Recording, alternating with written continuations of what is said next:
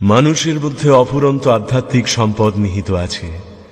মানুষের আত্মাই সর্বোচ্চ, মানুষ অদ্বিতীয়, অপূর্ব। বেদান্তের তিনটি মূল তত্ত্ব: স্বাধীনতা, একত্ব, অন্তর্নিহিত দেবত্ব। বেদান্তের ঈশ্বর প্রত্যেকের ভিতরে। উপনিষদ হতে একটি মহান উপদেশ লাভ করবার জন্য পৃথিবী অপেক্ষা করছে। সেটি হল সমগ্র জগতের অখণ্ডত্ব। সমগ্র জগৎকে সঙ্গে না নিলে কোনো প্রগতি সম্ভব নয়। মানুষের মধ্যে দেবত্বের প্রকাশই সভ্যতা। মনে রেখো, আদান প্রদানই জগতের নিয়ম। ভারতবর্ষকে ইউরোপের কাছে শিখতে হবে বাইরের জগৎকে কি করে জয় করা যায়, আর ইউরোপকে ভারতের কাছে শিখতে হবে অন্তর জগৎকে জয় করবার উপায়। সম্প্রসারণই জীবন, সংকীর্ণতাই মৃত্যু। যে বিদ্যার উন্মেষে ইতর সাধারণকে জীবন সংগ্রামে সমর্থ করতে পারা যায় না, যাতে মানুষের চরিত্র বল, পরার্থপরতা, সিংহ সাহসিকতা এনে দেয় না, সে কি আবার শিক্ষা? মানুষের ভিতর যে পূর্ণত্ব প্রথম থেকেই আছে, তারই প্রকাশ সাধনকে বলে শিক্ষা।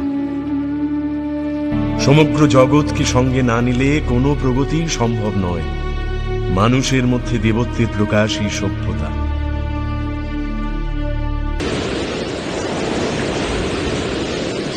সূর্য যদি মেঘাচ্ছন্ন হয় কিছুক্ষণ, যদি বা আকাশ হ্যারো বিষণ্ণ গম্ভীর, ধৈর্য ধরো কিছুকাল হে বীর হৃদয়, জয় তব যেন সুনিশ্চয়।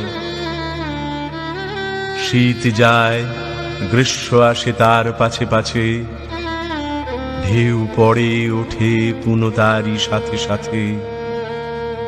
আলো ছায়া আগাইয়া দেয় পরস্পরে, হও তব ধীর স্থির বীর।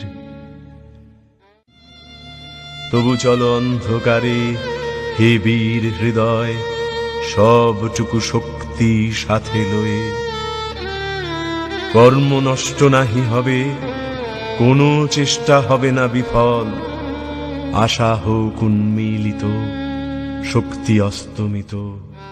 মহাপ্রাণ সত্য হোক, শিব হোক, সকলই তোমার।